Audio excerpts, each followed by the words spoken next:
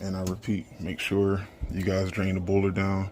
For one, you want to make sure that there isn't any gunk inside the boiler. And for two, you need to make sure that the sight glass is clear. Now, you can valve off the sight glass, but guys, since we're out here for the maintenance anyway, there's nothing wrong with getting a few buckets and draining this boiler down just to make sure that we know that we have clean water coming out the drain valves and there's no potential for gunk and sludge to clog any of our pressure troughs and things of that nature in this boiler.